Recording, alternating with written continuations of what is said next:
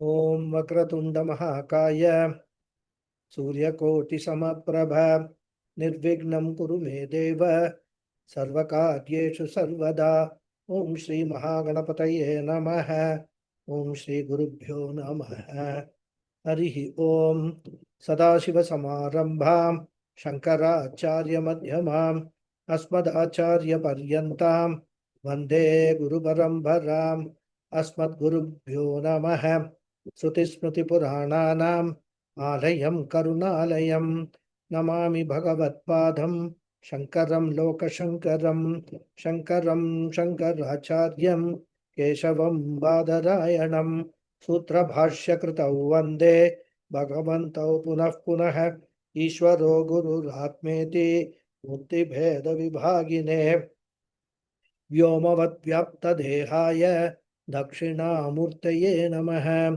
Om Shri Medha Dakshinamurti Swamine Namaha Om Sahana Vavatu Sahano Bhunaktu Sahaviryam Karavavahai Tejasvinavadhitamastu Ma Vidvishavahai Om Shanti Shanti Shanti Harihi Om Shri Gurubhyo Namaha Harihi Om Om Parthaya Pratibodhitam Bhagavata Narayanena Swayam Vyasena Gratitam Purana Munina Madhye Mahabharatam Advaitamritavaršinim Bhagavatim Ashtadashadhyayinim Ambattvamanusandathami Bhagavat Gite Bhavadveshinim Yam Brahma Varunendra Rudra Marutaha स्तुन्वन्ति दिव्यैस्तवैः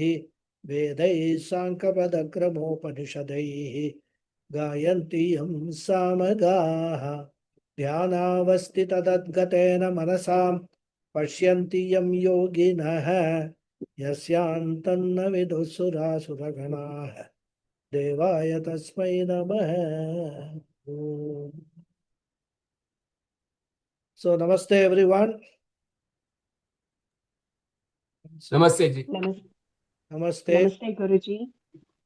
So just one small announcement. Today we will be completing the 9th chapter. So I may probably take a few minutes extra. So please bear with me. So that next week we will see the summary and then go on to the 10th chapter. Okay. So with that small announcement, let us start. Verse number 32, I think last class we just chanted the verse. We'll chant it again and then discuss it. Okay. All ready? Yes. Mam Yes, Guruji. Partha Vyapashritya Mam hi partha vyapasritya Yepi Syupapayonayah epi syuha papabhyoniraha Papayonayah papanoyanaha Striyo Vaishyastatha Shudraha Striyo vaishyastatha shudraha Epi Yanti Param Gatim. epi param gatim. Good. So the Anvaya of this sloka is He Partha Api Striyah Vaishyah Shudrah Tatha Te Api Ye Syuhu Papayonayah Hi Yanti Param Gatim Vyapashritya Ma. So He Partha, O Arjuna, Api Striyah, even women, Vaishyah, the Vaishyas, the business class. The third Varna. Shudra, the Shudras, the fourth Varna. Tatha te api, and similarly those also, yes, who are papayonayah, of sinful birth. He yanti, certainly attains param gatim, the supreme goal, vyapashritya, by taking refuge in me. So, O Arjuna, even women, Vaishya, Shudra, and those who are of sinful birth certainly attain the supreme goal by taking refuge in me. So, as we are discussing from the 30th verse onwards, Krishna is talking about the glory of bhakti. First, he said that he who worships me, seeking nothing else, should be considered a saint only, even if he has the worst conduct, because he has now taken the right decision in his life.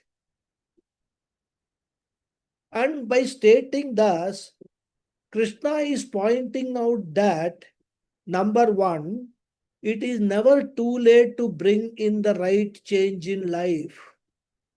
It is never too late to take to bhakti, irrespective of what you have been doing or not doing in the past. And the second important point he is emphasizing is that the past does not matter if you now have chosen the right path. And therefore, the biggest message he is giving is it is not correct to judge anyone based on their past conduct. As long as he or she has now turned towards bhakti, turned towards God, turned towards dharmic way of life. Then in the next sloka, that is sloka 31, he said that such a person who has now put his life on the right track will soon become a noble soul and will certainly attain lasting peace. And he says these are not just pep talks, motivational talks, but he means what he says. And therefore, he urges Arjuna to go and declare to the whole world that a true devotee will never have a spiritual fall. Through devotion, he will only continue to rise from one level of spirituality to the next level of spirituality. And in this 32nd verse, Krishna wants to point out that even those people who have got certain disadvantages or handicaps, even those people can take to bhakti and attain liberation. So disadvantaged people also can take to bhakti and attain liberation. And by disadvantage, we mean any type of handicap, physical handicap, emotional handicap, or even intellectual handicap. Now you may ask, what is intellectual handicap? If you say whatever you are saying, Guruji, does not make any sense to me, that is intellectual handicap. Or it could be environmental handicap or even parental handicap. A person born to a parent who is a Nastika, an atheist. Imagine, even we know the Prahlada story. Even a Prahlada who was born to Hiranyakashipu, an Asura, who never had any devotion. In fact, he used to tell everyone, never say Narayanaya Namaha. Only say Hiranyakashupave Namaha. He only wanted everybody to do puja to him. He did not believe in existence of God, Bhagavan, Narayana and all. And to him, such a son as Prahlada was born. And even Krishna says, even with this Nastikya disadvantage also, if he changes later,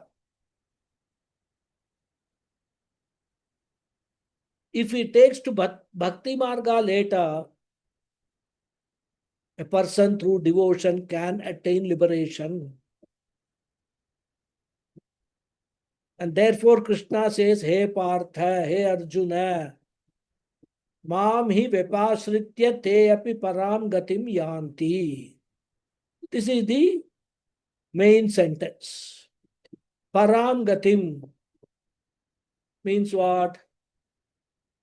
Even the disadvantaged people, handicapped people, people with lot of spiritual obstacles,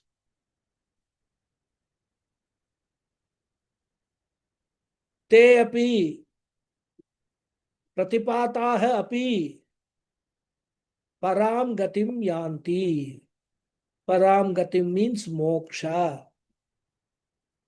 So even those disadvantaged people attain the highest goal of liberation, provided that they do not depend upon themselves alone to achieve this goal. If they depend upon themselves alone, what will happen? Since they have the handicap, since they are facing a lot of obstacles, they will not be able to succeed in their pursuit. And therefore, what they have to do? They have to do an intelligent thing. Vyapasritya mam. They should take refuge in me. They should start depending on me also.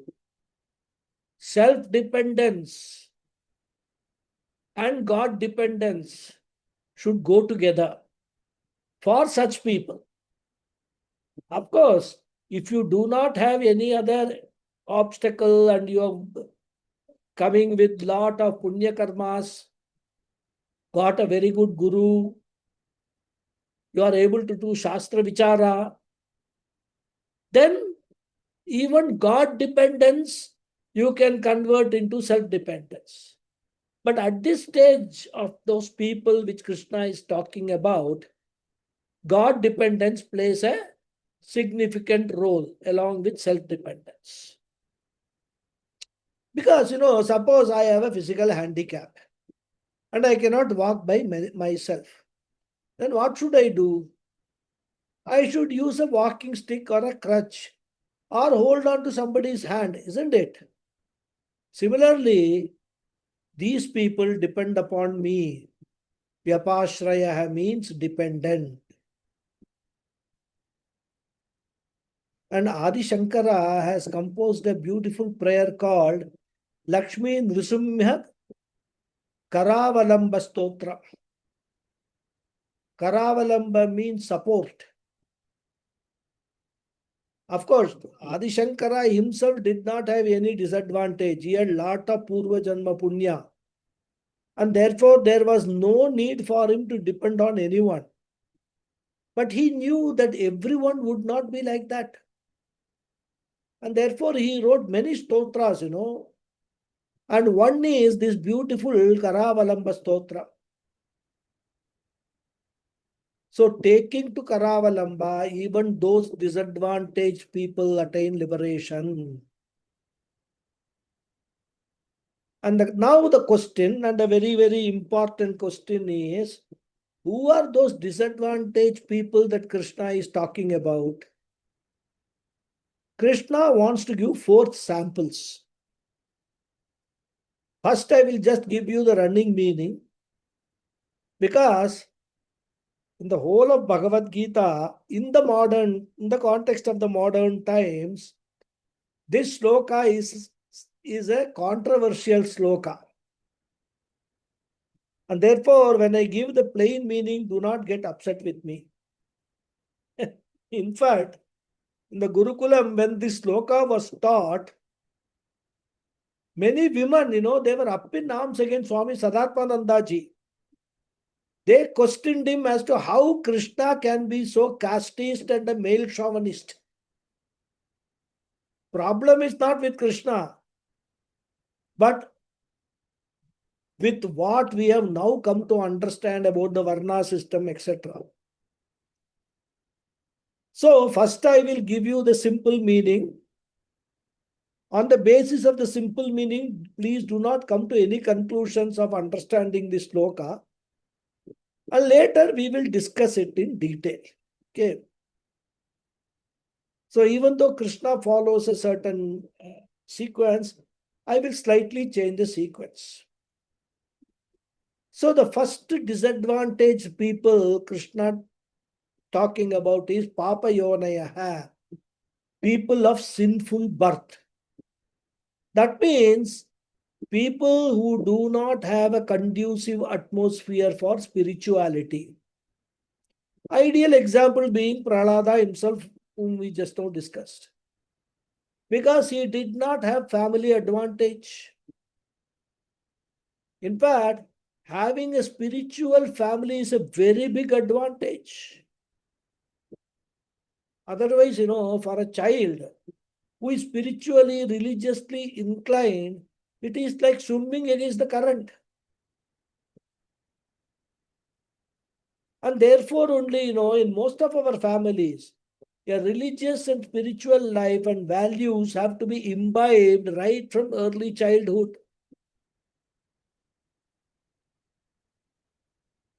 In fact, it is said in the Shastra that even from pregnancy, the child imbibes that trait. And that is why, during pregnancy, the ladies are advised to be always having positive thoughts, good thoughts, do lot of japa, meditation, etc. It's all good for the child. Even the performance of the rituals, Simanto, Simanta ritual, all that, the chanting of the mantras, etc., that all is absorbed by the child in the womb.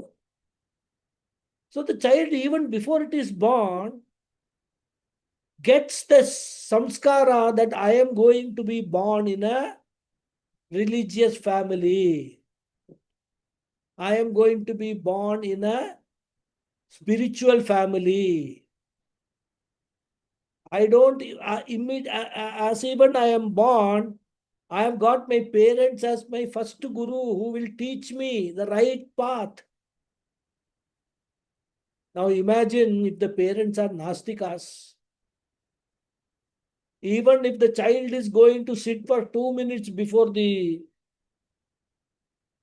some god or something, or even pray, they will tell what nonsense you are doing, what God and all that. There is no God. Go and do your work, do your homework. Homework is God for you. Like that and all, they will chide the child. So, having parents as Nastikas becomes a big obstacle. And this happens because of some papam done in the previous janma or janmas. So, Papa Yonaya, people who do not have a conducive atmosphere. This is example number 1. Then the second example is the controversial example. We come to Striyaha. Striyaha, as we know, literally means women.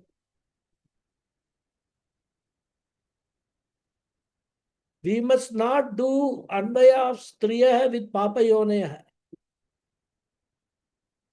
Because in the mantra says Striyaha Vaishyas Tata Shudra Papa Yonaya. Even in the mantra it is separate, in the sloka also it is separate only. But we must not connect the two. They refer to two separate set of people. Now, the second group is Striyaha women. This is the second sect of disadvantaged people. What is the disadvantage women have? One fact we know, women have some physiological disadvantage compared to men, isn't it? But that is not what is referred to here. What type of disadvantage they have from the standpoint of spirituality, that we will discuss later, as I said. The next group is Vaishya and Shudra. Both these categories are from Varna classification. So all these four are disadvantaged people in the sense they have to swim against the current to attain liberation. They have to overcome their disadvantages. Now, question is, why does Krishna enumerate Striya hai, Vaishya hai, Shudra hai, and excludes Brahmana hai and Kshatriya hai? The first thing we should understand is that Vedanta is primarily a pursuit of wisdom. And wisdom is something which is connected with our mind and intellect only. It is connected with our Sukshma Shariram. It has nothing to do with our physical body. Physical body is not going to gain any knowledge. Therefore, whenever we are talking about qualifications or disqualifications, whenever we are talking about sadhana chatushtaya sampatti, we are not bothered about physical personality, whether it's male or female, etc. Because physical personality has nothing to do with knowledge. That is why in Tattva Bodha, when we talked about qualification, as I just now said, sadhana chatushtaya sampatti, we don't talk about height, weight, complexion, gender, etc. All the qualifications mentioned there are connected to the subtle body or the mind. And therefore, when we talk about Striya, Vaishya, and Shudra, we should remember it has nothing to do with the physical Stritvam, physical Vaishyatvam, and physical Shudratvam. We are talking about three types of inner personalities. Whatever may be the external personality, the inner personality may greatly differ, or sometimes it may even be opposite.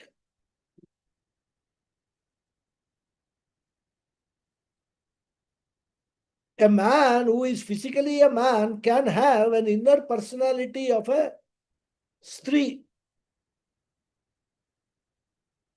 So this is the first point we have to bear in mind in our analysis. Then we have to find out what type of personality is meant by Stree, what type of personality is meant by Vaishya, what type of personality is meant by Shudra. We will use the word Swabhava Stritvam, Swabhava Vaishyatvam, and Swabhava Shudratvam. Not Sharira Stritvam, Sharira Vaishyatvam, and Sharira Shudratvam. So physical gender, we are not bothered. Physical Varna classification, we are not bothered. In fact, we are not bothered about birth at all.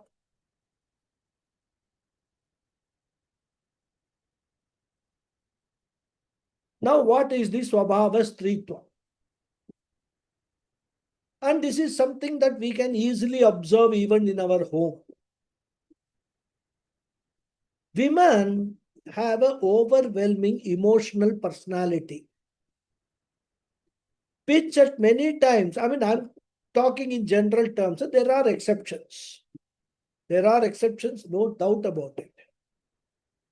So this overwhelming emotional personality obstructs the rational thinking. A personality in whom emotions dominate over reason, Manomaya Kosha dominates over Vijnanamaya Kosha, because according to the Shastra, Vijnanamaya Kosha, rational thinking, should have control over emotion. But if emotions are going to control the reason, that person becomes an emotional person.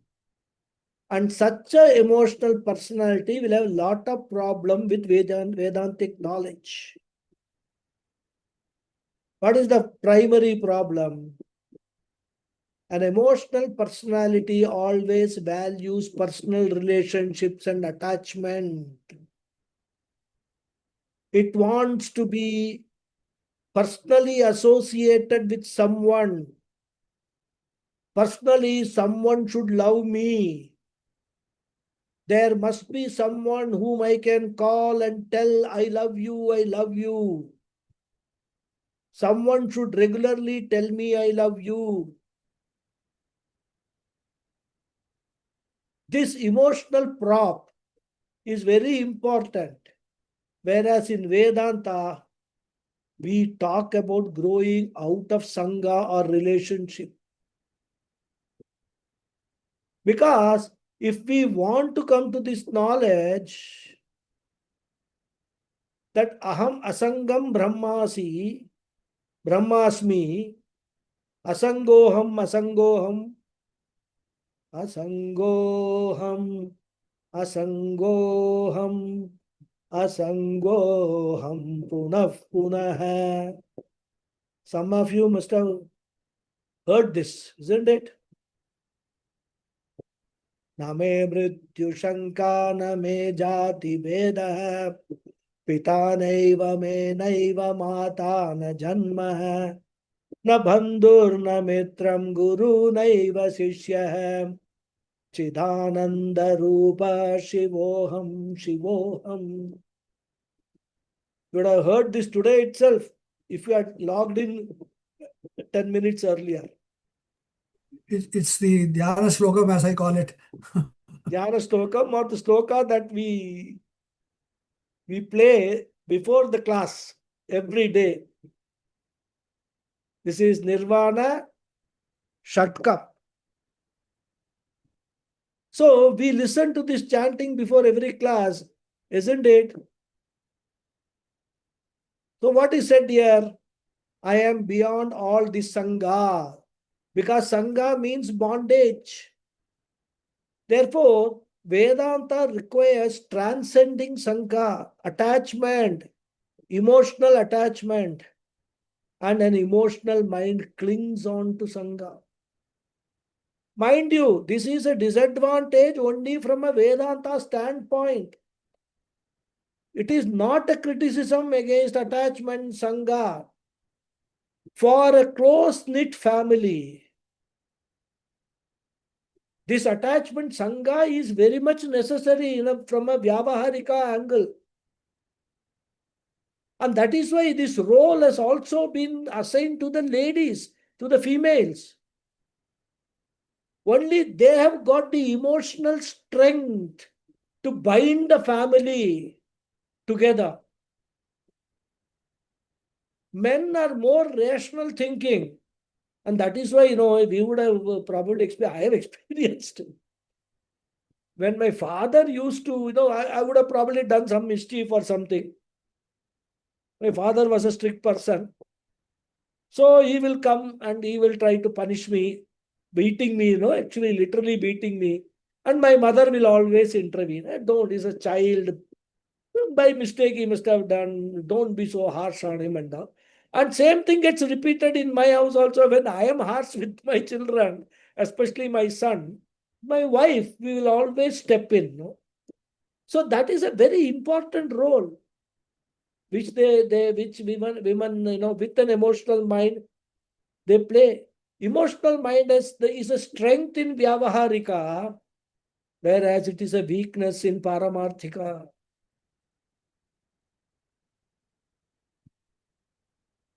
So what will happen? Suppose such an emotional mind, it renounces all worldly Sangha. Still what it will do, that emotional mind will hold on to a guru. Guru will become physical security. And that is equally dangerous because guru will have a problem now. And also the emotional mind always wants a personal God. Because a personal God fulfills some of the emotional needs. The emotional mind only, imagines, visualizes Adharam, Madhuram, Vadanam, Madhuram and all. describes the Bhagavan beautifully. That is how an emotional mind sees God. So it wants a relationship with God as father, as mother, as child. Tvameva mata cha pita tvameva bandhu cha saka tvameva. All these are all outpourings of an emotional mind. So in some form or the other, it wants a relationship with God. And therefore, emotional mind can hold on to Saguna Brahman, Ishvara, personal God only. Whereas climax of Vedanta is what? Complete disidentification with Sharira Trayam. Complete identification with Nirguna Nirakara Nirupadika Brahman. And an emotional mind find it extremely difficult to reach that Nirguna Brahman. And therefore Vedanta becomes a problem. Vairagya becomes a problem for an emotional mind. And therefore, whoever has got such an emotional mind is called a Stree mind. Even a male, if he has got such a mind, in the eyes of Vedanta, that person is also a Stree only. And therefore, the first type of disadvantage is the Stree mind, an emotional mind. Only from Vedanta standpoint. Then Vaishya. If you remember the fourth chapter analysis, fourth chapter analysis, we have defined Vaishya Swabhava as a Rajasic mind, an outgoing mind, an extrovert mind, which wants to earn, which wants to acquire, which wants to accomplish. In short, which is a commercial mind. So even if such a mind comes to religion, even if such a mind comes to Rishikesh, as Swami Paramahansa says, the mind will be interested in looking for some business opportunity like, Rudraksha Vyaparam in Rishikesh, big business. And concluded, oh, I can come to Rishikesh, I can do this business. Good profit is there. So that mind, the Vaishya mind, looks for profit in everything it does. As I said, commercial mind. And such a mind will involve God also in all its commercial ventures. It will start a venture and promise Balaji, though Tirupati Balaji, that 10% of the profit I will donate to Tirupati. They will make God also a partner in their Vaishya business rather. That's a Vaishya mind. It has nothing to do with jati or birth, as I said. Even a Mahabrahmana by birth, if he is commercial minded, he will come under Guna Vaishya only. Therefore, we have to understand Krishna is not, in fact, the whole of Bhagavad Gita, Krishna doesn't talk about jati at all. Even in the fourth chapter, when he said, I have only created this Chaturvarnyam Maya Srishtam, Guna Karma Vibhagasha, he says, based upon Guna and Karma only. He doesn't say jati at all. So, a person's birth is irrelevant so far as discussion on this sloka is concerned. So, first Gunastri and now Guna Vaishya. Two categories are over. What about the third one? Shudraha. Shudraha. Again, we saw in the fourth chapter, Shudraha or Tamoguna Pradhanaha. The one who is given to indolence, laziness, animalistic living. who has got only one philosophy in his life. As we say in Hindi, khao piyo majo karo, maja karo. Eat, drink and make merry. So tamasic mind, very close to animals. Such a mind again is guna shudra hai. So again we must remember we are not talking about jati shudra hai. A jati shudra hai may be a guna brahmana. But a jati brahmana may be a guna shudra hai. We have discussed all these things in detail in the 4th chapter. Therefore, this is how we have to understand these words. So guna stri, guna vaishya, guna shudra hai. People who have got emotional mind rather than predominantly emotional mind rather than rational mind. People who are commercial minded. People who are indolent, lazy, who have such personalities, he or she is a disadvantaged person for the pursuit of spirituality. And here Krishna says, even these disadvantaged people, if they surrender to Bhagavan, they will be able to change their character. Even if he or she has got an emotional mind, they will be able to transcend attachment. And in the case of mothers especially, attachment for children is very difficult to outgrow. They can easily outgrow all the other attachments, especially attachment with the spouse, very easy for them. But children, it is not that easy. In fact, if you suggest detachment from children is a precondition for moksha, they will say, I don't want moksha. I would rather be detached from moksha and attached to my children. It is like, a joke of a smoker. He was regularly reading the book on smoking, which repeatedly gave the message that cigarette smoking was injurious to health.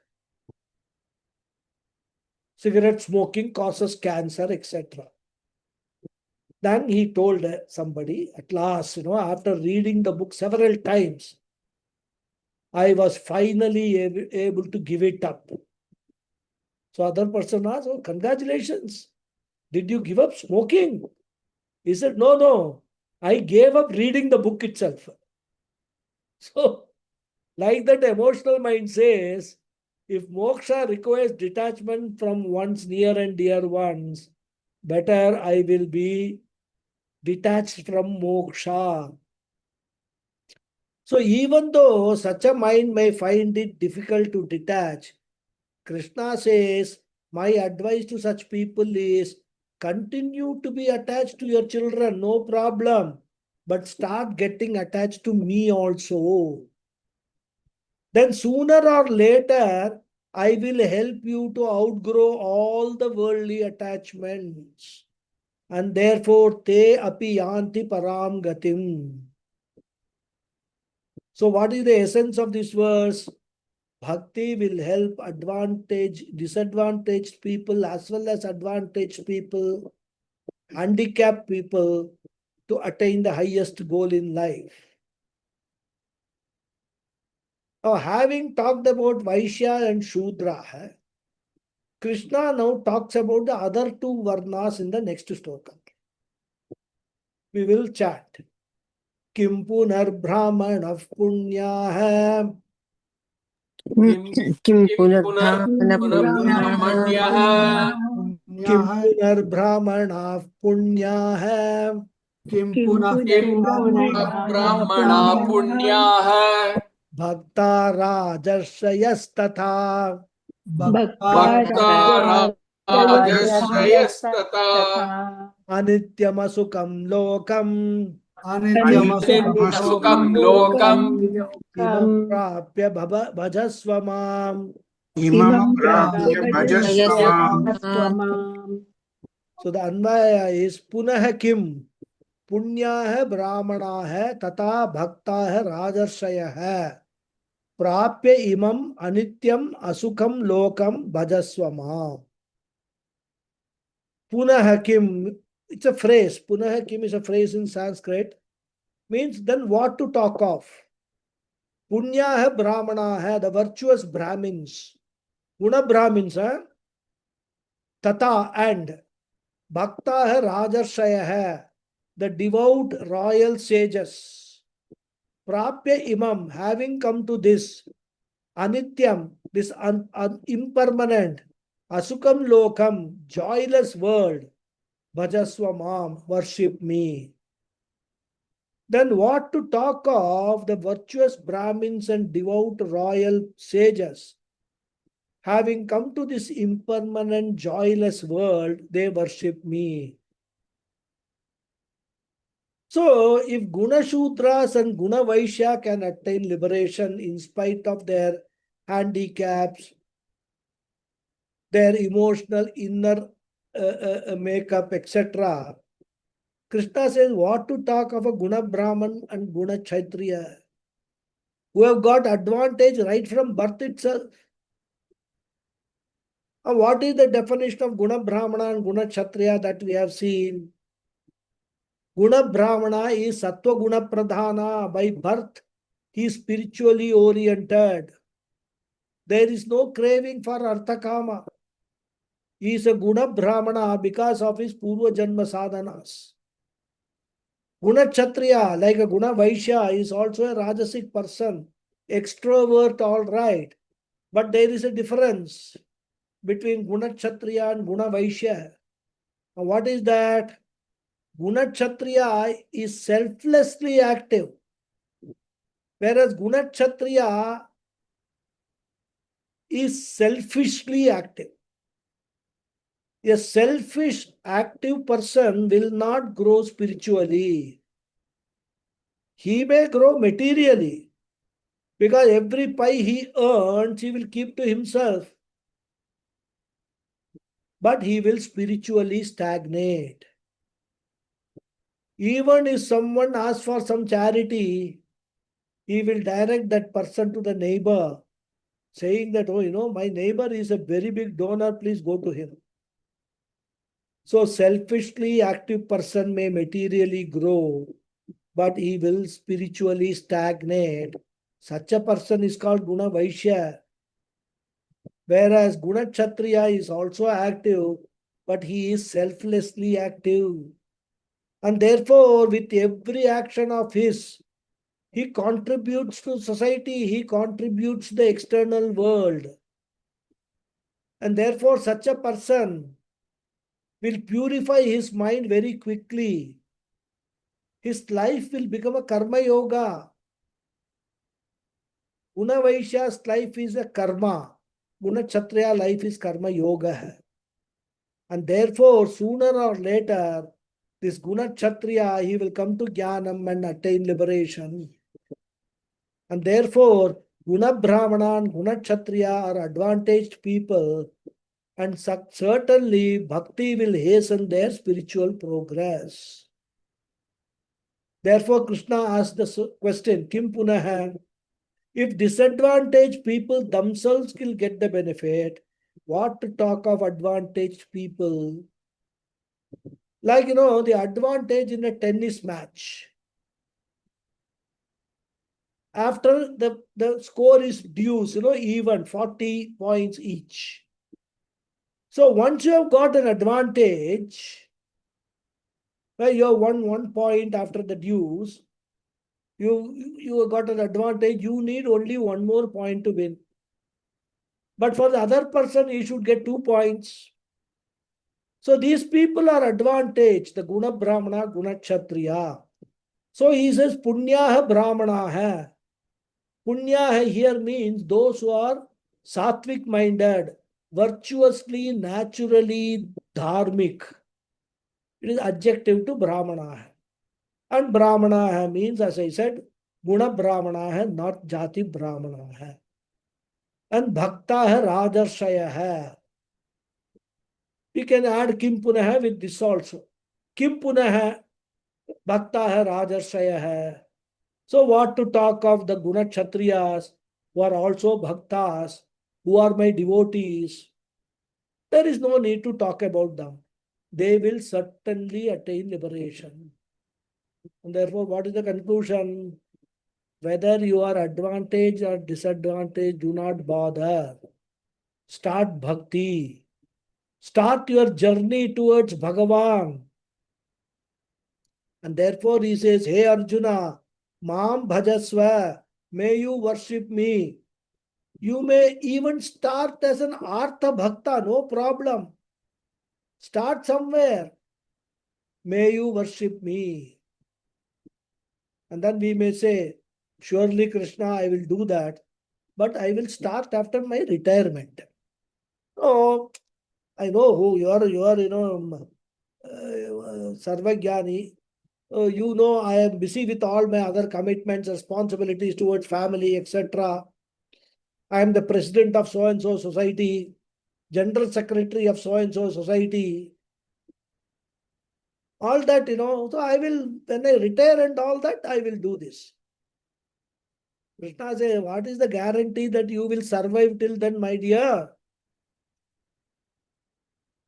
Can you give me a guarantee that you are going to be alive when you retire? Therefore, don't get into all these things. Whatever right thing you have to do it, start it right now. Better do not postpone, because he says, Anityam lokam prapya. You have come to an anitya loka, a world of finitude, a world of mortality. You should never postpone good things. Therefore, start right away. Else you may not have much time. You can start in a modest way, say for 10 minutes, you can sit and chant a few prayers. Few prayers. Even if you do not study Gita, Upanishads, etc., it does not matter. Start with a simple prayer. Try to get up early in the morning. That itself is a big challenge for many people. But a step in the positive direction. Those who people have got a sattvic bent of mind, only they will be able to get up early in the morning. Because getting up early in the morning means what? You are being in tune with the nature. Sunrise, getting up, sun is getting up. When you see birds, etc., in the morning, even before sunrise, they all get up and start chirping. So even though that is a big challenge, but it is a step in the positive direction. And after getting up early in the morning, don't take a newspaper and a cup of coffee and start reading the paper for 2 hours. Take a bath to clean your physical body before starting your day. And then go in front of the Lord and do namaskara and pray for a few minutes for all-round growth, physical, emotional, intellectual, spiritual, accompanied by few shlokas. Cleaning your antakaranam every day is as important as cleaning your body. So start right away, because imam lokam anityam. And not only it is anityam, it is asukam also, full of problems. Therefore, if you try to solve all your problems before you start, it may be too late or it may never get solved. Like, waiting for the waves to stop before you enter the sea. The waves are never going to stop. Therefore, do not postpone, because you do not know what all problems will crop up when. Health problems may come. If you wait for your retirement, you want to read, you may not be able to read because of eye problem. If you want to hear to Vishnu Sahasranama, you may not be able to hear. Ear problem may come. We do not know. Therefore, in this fleeting, problem-riddled world, the best thing that you can do is spend some time for spirituality. The rest will be taken care of by me. As Krishna said earlier, Yoga Kshemam Mahamyaham. And Krishna now concludes in the 34th verse. Therefore, he says, Manmana bhava madbhaktaha. Manmana bhava madbhakto. Manmanavabhaktaha. Manmana bhava madbhaktaha. Manmana bhava Manmanavabhaktaha. madbhaktaha. Madhyaji mam namaskuru. Madhyaji mam Imam Namaskuru. Namaskuru. Mame vaishyasi yuktvaivam. Mame Mame Me vaishyasi Vaishyasi Yuktavyam Yuktvaivam. yuktvaim Yuktvaivam Yuktaivam Atmanam madparayanaha. atmanam Atmanam madhyayanaha. Nataparayah. Anyhow, the Anvaya is Manmanaha Bhava, Madbhaktaha, Madparayanaha, Madhyaji, Namaskuru, Mam Yuktva Evam Eshyasi, Mam Eva Atmanam. Manmana Bhava, fix the mind on me. Madbhaktaha, be my devotee. Madparayanaha, keep me as your supreme goal. Madhyaji, be my worshipper. Namaskuru mam, surrender to me. Yuktva, fixing the mind. Evam, in this manner. Eshyasi, you will reach. Mam eva, me alone. Atmanam, who am the self. Fix the mind on me. Be my devotee. Keep me as the supreme goal. Be my worshipper. Surrender to me. Fixing the mind in this manner, you will reach me alone, who am the self. So, the lifestyle of a bhakta is beautifully outlined in this sloka. It's a beautiful verse and also a very popular verse. If somebody asks, who is a bhakta? What is the type of life that he leads? You can chant this sloka and say, this is the life of a bhakta. So Krishna mentions 5 factors. I will slightly rearrange the words for the sake of progressive unfolding of the ideas. So the first advice Krishna is giving is in the light of all that has been said before. Mad bhaktaha bhava. Develop devotion or love towards me. Develop bhakti towards me. And as we have seen before, Lord can be looked upon as a means to worldly end, or Lord can be looked upon as an end in itself. In the beginning stages, you need not look upon God as an end. That is fine. Bhagavan is ready to accept that. You have your own worldly goals, Dhanyam, Dhanam, Pashum, Bahuputra, Labham, Shatasam, Vatsaram, Dhirghamayuho, etc. Pursue them using Bhagavan as the means, no problem. The result will be you will learn to love God at least as a means for the fulfillment of worldly ends. And when you use Lord for worldly ends, certainly you will find that to be very effective, because as we have discussed, a bhakta gains more confidence as compared to a non-bhakta. He is able to perform well and thus meet all his goals. So this is the first stage. Use Bhagavan as your assistant for achieving worldly goals. This is Mat Bhaktah Bhava. In fact, in all the Puranas, this is what is predominantly presented. Next, you have to graduate to Matparayanaha.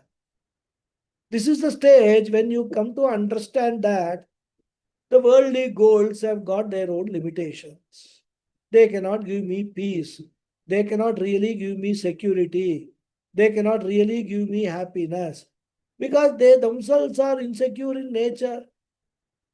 How can an insecure human being or an insecure thing give me security?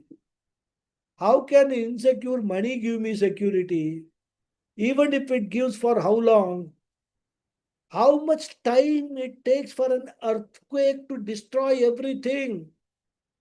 A sinkhole to develop so that hundreds of cars are going down the sinkhole. We are just seeing every day in the media, some earthquake somewhere, some tsunami somewhere, some sinkholes developing somewhere. It doesn't take much time, not even a minute, few seconds. And therefore, what security are we talking about? And when you introspect on all these things, you come to understand that peace, security, and happiness have got only one source or one locus, and that is called God or Brahman or Ishvara. Therefore, may you take Brahman as the goal of life. And when God is converted into your goal, you are called Matparayanaha. Param Ayanam means what? Ultimate goal of life. So now from sadhana, Bhagavan has become sadhyam, the goal. What is the next stage? Manmana bhava. Once Bhagavan has become the primary goal, your mind does not or should not lose sight of that goal. It should keep the ultimate goal in your mind all the time in your preoccupation with incidental goal of earning money, building a house, getting married, getting children, getting grandchildren. You may have so many commitments, nothing wrong, but in and through your preoccupation, do not forget for what purpose I am living. That is called manmana bhava. Keep me in your mind, in your subconscious mind as the goal. It's just like a musician, a vocal singer. Never loses sight of the Tanpura Shruti, But that does not mean that he is all the time hearing the Tanpura. Therefore, no music at all he sings. What does the musician do? Initially, he or she will listen carefully to the Tanpura Shruti, then craft his or her music in tune with the Shruti. So deliberate thinking is involved. But whatever the musician does at the back of his or her mind, the Tanpura Shruti is continuously playing. He never goes away in his singing, in his tune. He never goes away from the Tanpura Shruti. Similarly, do not forget your destination. Manmana bhava means tivra mumukshuhu bhava. Third stage. Always keep your focus on the ultimate goal. Next one, madhyaji bhava. Convert each one of your actions into worship of the Lord, thus contributing to your spiritual growth. Utilize every movement for spiritual growth. Whatever you do, remember, yat karoshi, yat dashnasi, yat juhosi, dadasi yat. Even eating can be converted into a purificatory rite. We have discussed all these things. In short, develop Ishwararpana Bhava. Convert everything into a spiritual sadhana. Convert every action of yours into a yajna. Even sense pleasures can be converted into yajna. As we saw in the 4th chapter, Dravya yajna hai, tapo yajna hai, apane jughati pranam, etc. Therefore, Madhyaji Bhava, worship me through every action of yours. Become a karma yogi. This is the 4th stage. Then the 5th and the final stage, Mam Namaskuru. naturally you will progress spiritually. If you are following the first 4 steps, you will certainly grow spiritually. But remember, when you grow spiritually, do not become arrogant, because pride goes before a fall. Therefore, always remember that whatever growth you are getting is because of the grace of Bhagavan. And in future also, your success requires the grace of the Lord. And therefore, Mam Namaskuru, surrender to me and follow all the spiritual sadhanas. So, Madhyaji indicates the use of free will. Mam Namaskuru indicates the importance of grace. Free will is also important. Ishvara Anugraha is also important. Both should go hand in hand. So, what are the 5 conditions to be a bhakta? Develop devotion to me. Make me as your ultimate goal. Do not lose sight of me as the goal. Convert every moment of your life into a purificatory exercise. Become a karma yogi. And finally, always surrender to the Lord and do everything with Lord's blessings. And if these 5 conditions are fulfilled, what will happen to you? Krishna says, Evam Atmanam Yuktva. Thus, engaging yourself in this devotional life, religious life, Vedic life, Mameva Yeshyasi, you will certainly attain me alone. Means what? You will certainly attain moksha. Thus, bhakti will eventually take every person to moksha, whatever be the level of that person. Therefore, let everyone start with devotion and initial stages. The real God need not be known. God can be imagined as a person. Then gradually, from Eka Rupa, you can go to Aneka Rupa. And then from Aneka Rupa, you can go to Arupa.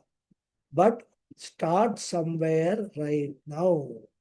Thus, Krishna concludes this 9th chapter.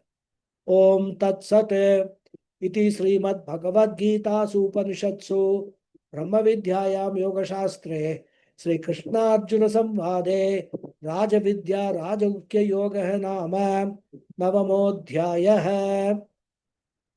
Thus ends the 9th chapter, named Raja Vidya Raja Mukhya Yoga in Srimad Bhagavad Gita, which is the essence of the Upanishads, which deals with the knowledge of Brahman as well as the preparatory disciplines, and which is in the form of a dialogue between Lord Krishna and Arjuna.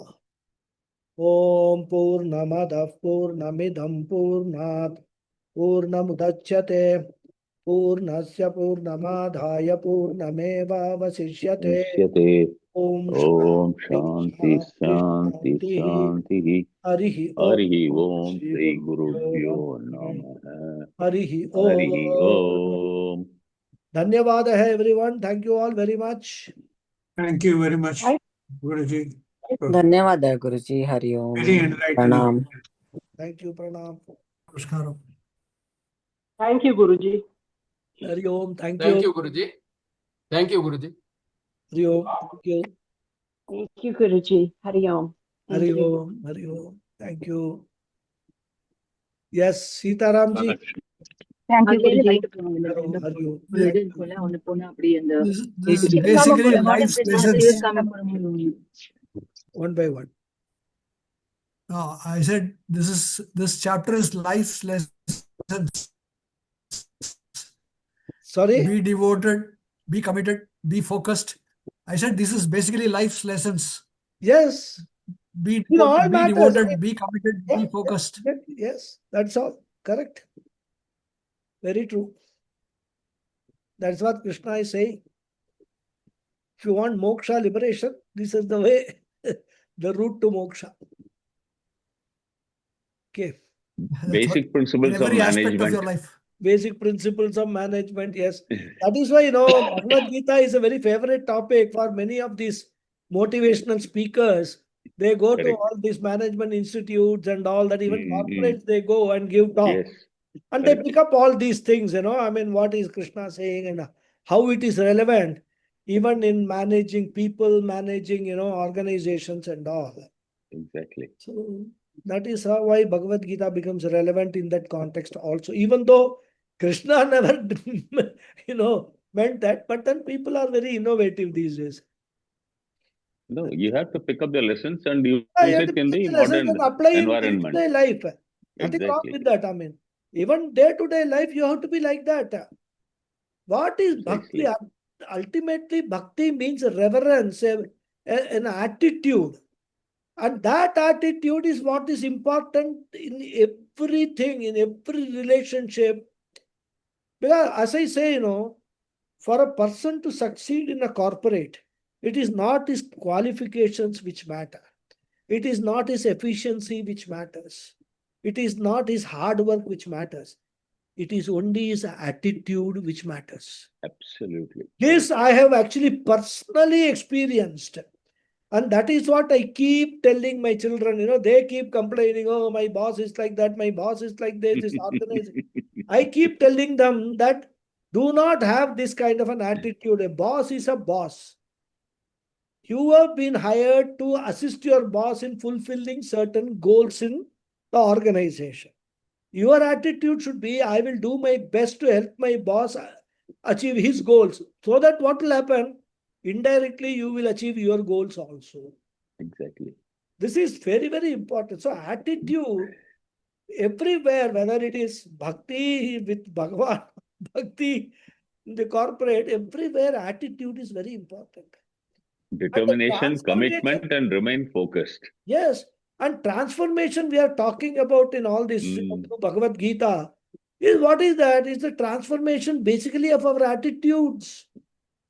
Yeah, all these impurities, this kama, krodha, lobha, moha, mada, matsarya, is all attitude problem only. It all the basic problem is attitude. So if you are able to overcome that, if you are going to change that positively, automatically you get rid of all these impurities. So this is the lesson we get from studying Bhagavad Gita. Very useful for day-to-day life also. Without a doubt, yes. Absolutely. Even in the government section, like Modi goes around with Bhagavad Gita. Exactly. His all his, you see his attitude, even at the worst of the thing that this Trump has been doing against India. See his Modi's attitude. He has never ever criticized. He has never ever complained. Right? Not one statement you can show of Modi which says that America is being unfair to us. Well, maybe his ministers are saying, but Modi himself never says that. But His his actions, attitude is his action speaks more than words. action speaks more than words, rather. What is it that I need to do now is what he is focusing on. Well, Precisely. he knows that he cannot change what has happened, correct? He doesn't have Precisely. power. So now what I can do, I can change the way I look at that, I approach that, I address that problem. That I can do. So that is what he is focusing on. I mean, the greatest karma yogi in our life, if you want to see, it is Mr. Modi only, rather. Exactly. Yes. Forget all his prime minister. Personally Exactly. also, such a He's inspiring, he's down to earth. He's down to earth. down to Absolutely. earth, and absolutely no dvesham against anybody.